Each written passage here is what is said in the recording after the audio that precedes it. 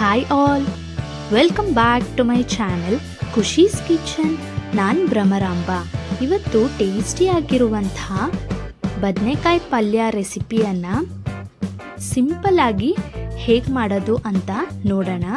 ಈ ಬದನೆಕಾಯಿ fry recipe ಚಪಾತಿಗೆ, ಪೂರಿಗೆ ಅಥವಾ ಅನ್ನದ ಜೊತೆ ನಂಚಿಕೊಂಡು ತಿನ್ನಲಿಕ್ಕೆ ತುಂಬಾ ಚೆನ್ನಾಗಿರುತ್ತೆ.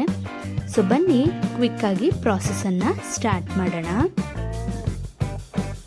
ಸೊ ಮೊದಲಿಗೆ ಒಂದು ಪ್ಯಾನ್ ತಗೊಂಡು 1.5 ಟೇಬಲ್ ಸ್ಪೂನಷ್ಟು ಎಣ್ಣೆಯನ್ನು ಹಾಕ್ಕೋಬೇಕು.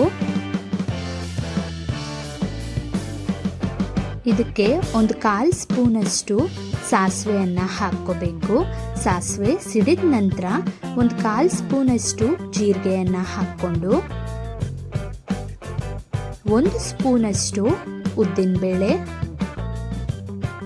1 ಸ್ಪೂನಷ್ಟು ಕಡಲೆಬೇಳೆಯನ್ನು ಹಾಕ್ಕೊಂಡು ಬೇಳೆಗಳು ಬ್ರೌನ್ ಕಲರ್ ಆಗೋವರೆಗೂ ನಿಧಾನವಾಗಿ ಫ್ರೈ ಮಾಡ್ಕೋಬೇಕು.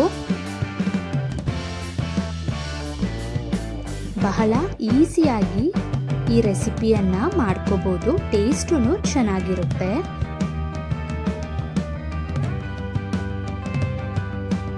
ಸೊ ಈಗ ಕಾಳುಗಳು ಬ್ರೌನ್ ಕಲರ್ ಆಗಿದೆ.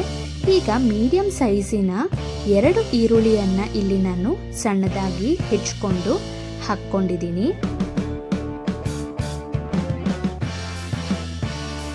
ಈಗ ಈರುಳ್ಳಿ ಹಾಕಿದ ನಂತರ ಒಮ್ಮೆ ಮಿಕ್ಸ್ ಮಾಡಿಕೊಂಡು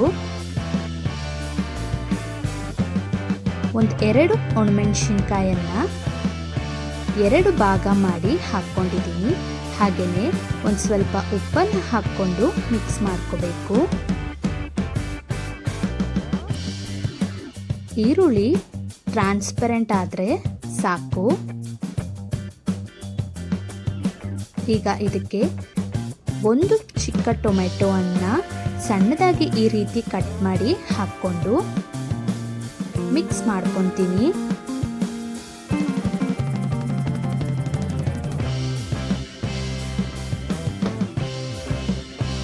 ಈಗ ಆನಿಯನ್, ಟೊಮೆಟೊ ಸಾಫ್ಟ್ ಆಗೋವರೆಗೂ ಬೇಯಿಸ್ಕೋಬೇಕು.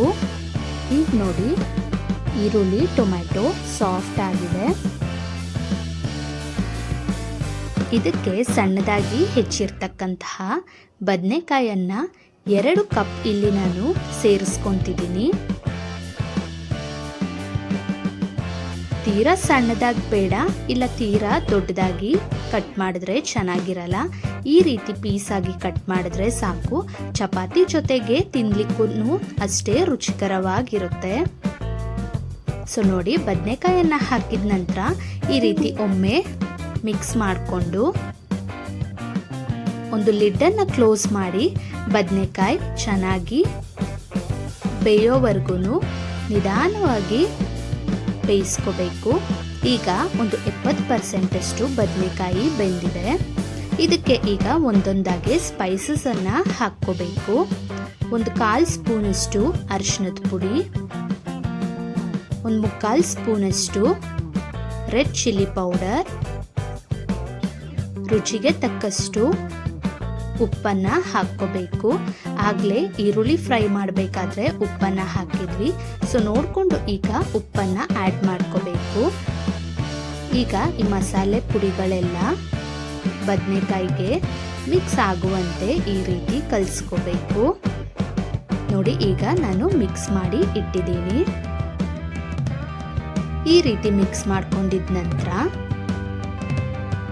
ಒಂದು ಸ್ವಲ್ಪ ಕರಿಬೇವಿನ ಸೊಪ್ಪು ಹಾಗೆ ಸಣ್ಣದಾಗಿ ಹೆಚ್ಚಿರ್ತಕ್ಕಂತಹ ಕೊತ್ತಂಬರಿ ಸೊಪ್ಪನ್ನು ಹಾಕ್ಕೊಂಡ್ರೆ ಟೇಸ್ಟಿಯಾಗಿರುವಂತಹ ಬದನೆಕಾಯಿ ಫ್ರೈ ಕಡಿಮೆ ಸಮಯದಲ್ಲೇ ರೆಡಿ ಆಗೋಗುತ್ತೆ.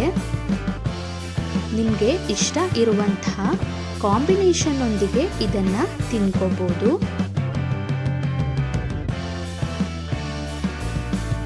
ಸೊ ರೆಸಿಪಿ ಇಷ್ಟ ಆಗಿದ್ರೆ ಕೂಡಲೇ ಚಾನಲ್ಗೆ ಸಬ್ಸ್ಕ್ರೈಬ್ ಮಾಡಿ, ಪಕ್ಕದಲ್ಲೇ ಇರುವ ಬೆಲ್ ಐಕಾನನ್ನು ಕ್ಲಿಕ್ ಮಾಡಿ. ಹಾಗೆ ಮಾಡೋದ್ರಿಂದ ನಾನು ಯಾವುದೇ ವಿಡಿಯೋವನ್ನು ಅಪ್ಲೋಡ್ ಮಾಡಿದ್ರು ಕೂಡಲೇ ನಿಮಗೆ ನೋಟಿಫಿಕೇಷನ್ ಅನ್ನೋದು ತಲುಪುತ್ತೆ. ವಿಡಿಯೋನ ಫ್ರೆಂಡ್ಸ್ ಆ್ಯಂಡ್ ಫ್ಯಾಮಿಲಿ ಮೆಂಬರ್ಸ್ಗೆ ಶೇರ್ ಮಾಡಿ. ರೆಸಿಪಿಗೆ ಒಂದು ಲೈಕ್ ಕೊಟ್ಟು ಚಾನಲ್ಗೆ ಸಪೋರ್ಟ್ ಮಾಡಿ.